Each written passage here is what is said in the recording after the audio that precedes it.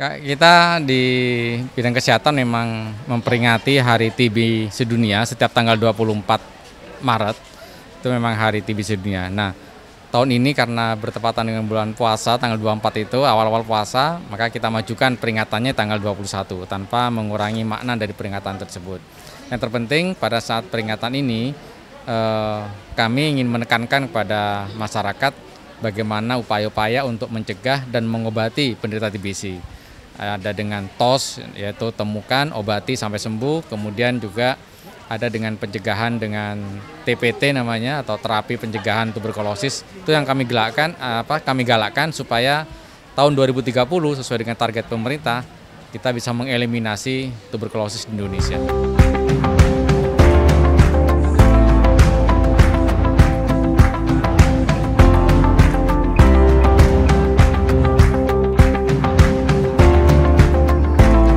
Pada kegiatan ini, Kepala Dinas Kesehatan Kota Kediri juga langsung menyerahkan PMT bagi perwakilan penderita TBC.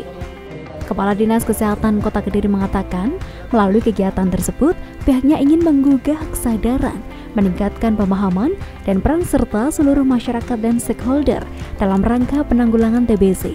Hal ini dikarenakan TBC masih menjadi masalah global dan Indonesia termasuk peringkat kedua di dunia dengan pasien TBC terbanyak.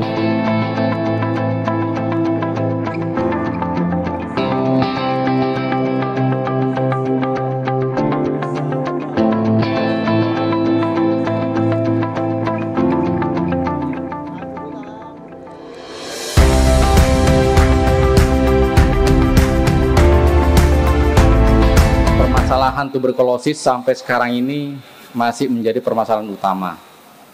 Dan alhamdulillah Indonesia menempati ranking kedua. Ini patut disyukuri atau alhamdulillah apa istighfar ya? Jadi kita berhasil mempertahankan juara 2 sudah bertahun-tahun.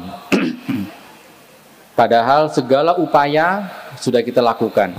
Ibu-ibu kader, Bapak, Ibu Kepala Puskesmas, penanggung jawab program, semuanya sudah jungkir balik untuk memberantas tuberkulosis. Tetapi masih saja ada kasusnya. Kenapa? Karena tuberkulosis memang penyakit yang menular. Kita terkadang terlalu fokus pada yang menderita, tetapi kita tidak fokus pada lingkungan sekitar yang punya potensi untuk ditularkan. Maka sekarang sudah ada namanya TPT, tambahan pencegahan tuberkulosis. Tadi PMT ini juga salah satu upaya untuk mencegah itu. Sehingga nanti ibu-ibu kader, para penanggung jawab program TBC di Puskesmas, jangan lupa tindakan preventifnya ini.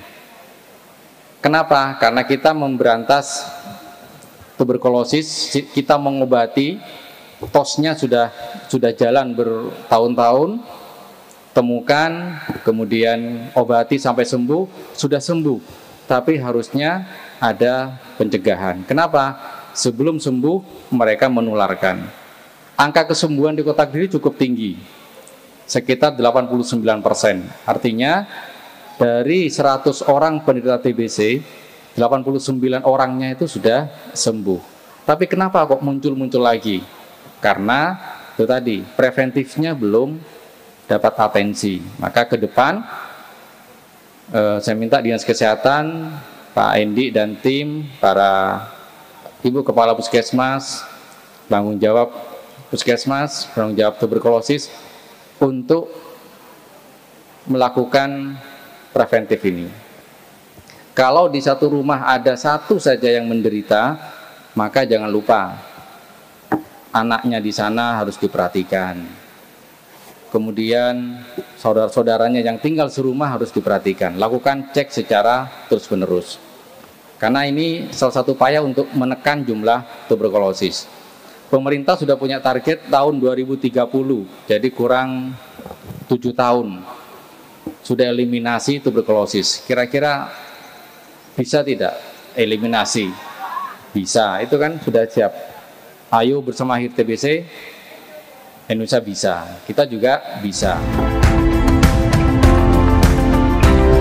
Di tahun 2022 lalu, Dinas Kesehatan berhasil mendeteksi penderita TBC sebanyak 1.190 orang. Untuk tahun 2023 hingga bulan Maret, pihaknya berhasil menemukan kasus TBC sebanyak 200 penderita.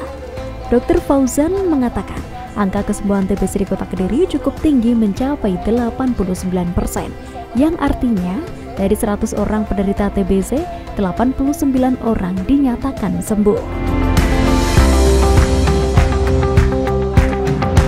Kalau di Kota Kediri, kalau dari indikator penemuan dini, itu dari target 1051, kami sudah menemukan 1.300. Artinya penemuan dininya sudah semakin bagus. Kemudian dari angka kesembuhan, dari penderita TB, dari target 90%, kami 89%. Masih kurang 1% untuk mengejar target ini. Mudah-mudahan nanti tahun ini bisa terrealisasi angka kesembuhan penderita TBC di Kota Kediri bisa 90%.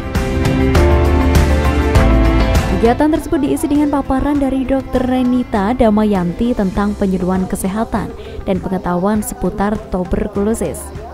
Kegiatan tersebut diisi paparan dari Dr. Renita Damayanti tentang penyuluhan kesehatan dan pengetahuan seputar tuberkulosis. Pemaparan materi ini diharapkan bisa meningkatkan kesadaran masyarakat di Kota Kediri.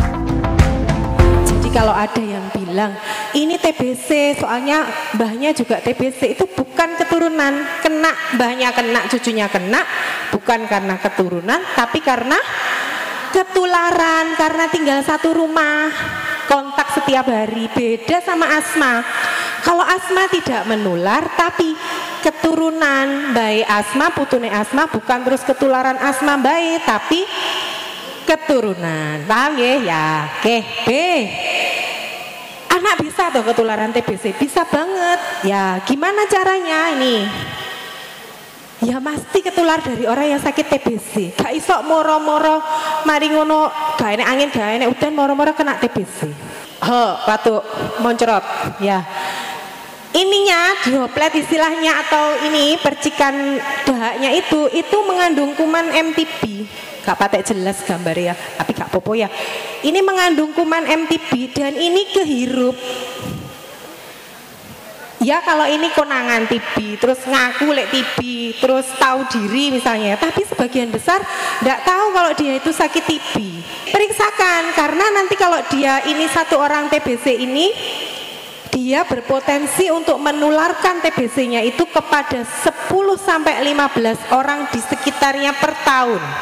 Jadi mau sakit TB 1, 10-15 orang di sekitarnya itu berpotensi untuk tertular TB. Nah, terus gimana caranya ya? Tadi kan droplet atau percikan ludah yang bisa dikeluarkan melalui batuk, bersin, bicara, tertawa, bernyanyi, ya pokoknya muncrat, ininya muncrat, itu kan mengeluarkan droplet ini. Dropletnya mengandung kuman MTB tadi. Kehiruplah ke saluran napas, masuklah dia ke paru-paru. Tapi jangan khawatir, tidak semuanya yang menghirup kuman MTB tadi akan sakit. Sebagian besar bisa tetap sehat, karena sistem kekebalan tubuhnya bisa mengalahkan kuman MTB itu tadi.